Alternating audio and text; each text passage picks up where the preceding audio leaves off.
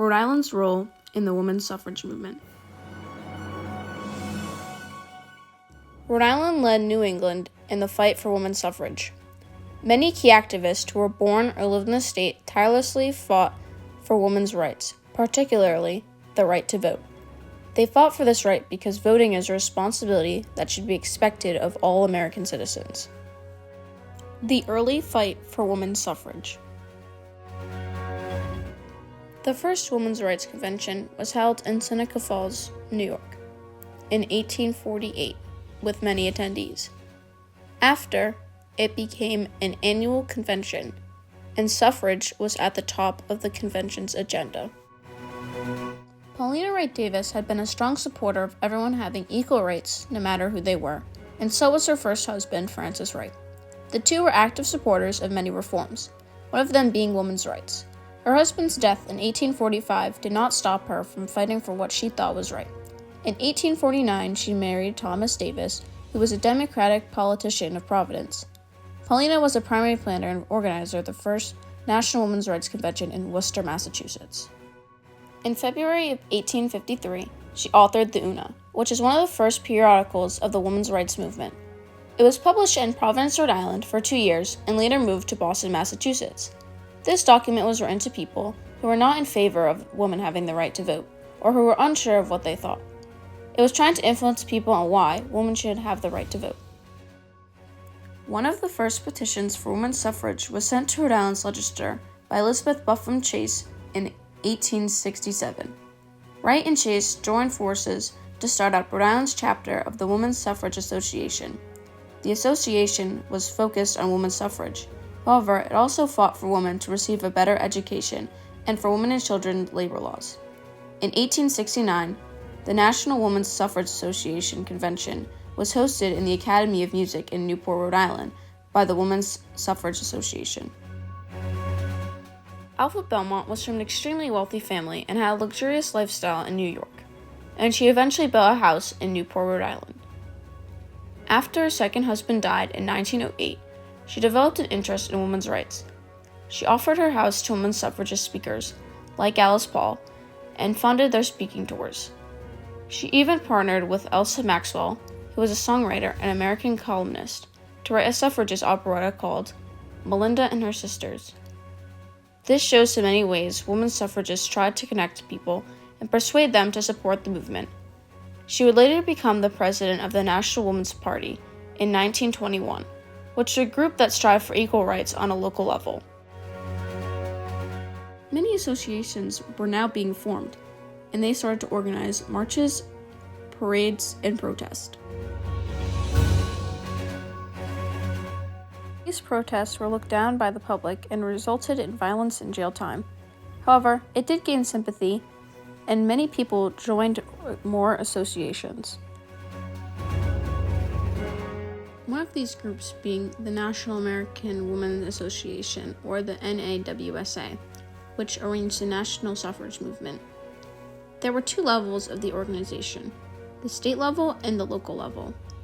This group was active all over the United States, and was funded by members' payments.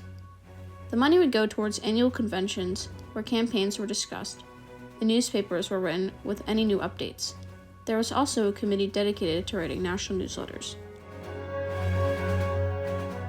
However, African American women were excluded from the local level, but on the national level, their memberships were accepted.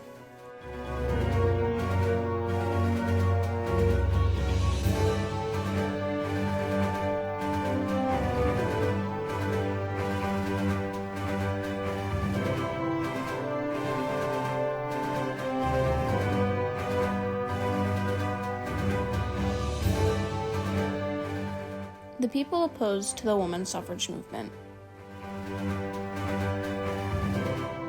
Before there was an anti-women's suffrage association, many people started mocking women suffragists. They did this through the media, for example, cartoons and articles.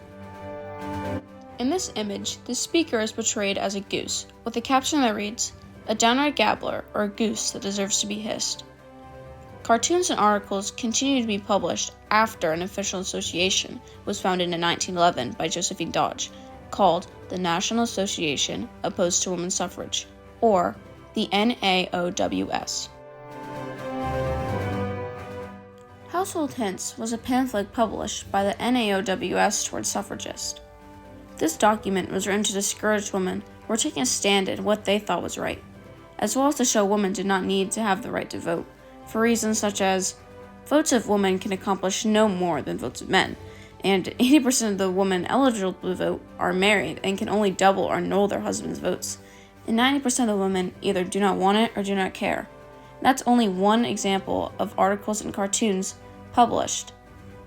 The NAOWS was most popular in northeastern cities and used similar techniques that pro-suffragist groups used, such as lectures and protest.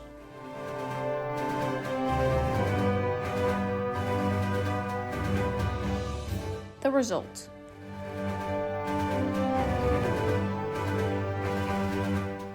In 1917, Rhode Island led New England further into the movement by becoming the first state in New England to allow women to vote for presidential electors.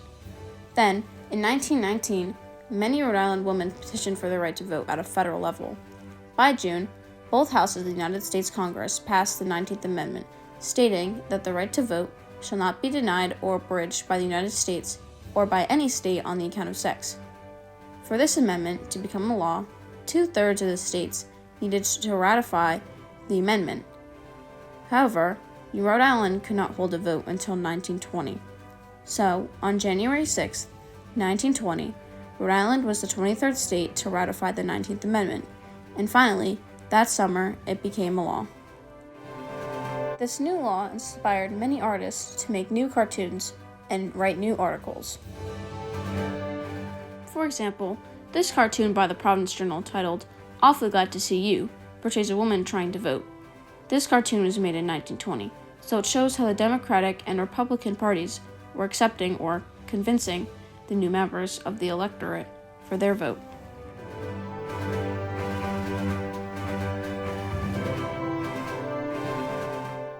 Now, women were eligible to vote.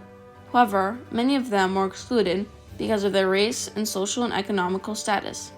Many other groups were denied a right to vote. For example, various minorities, people under the age of 18, and people from low-income populations, since the government would put tolls on voting, and women were not being paid the same rate as men in their fields. The women's suffrage movement inspired these groups to fight for these barriers to be taken down.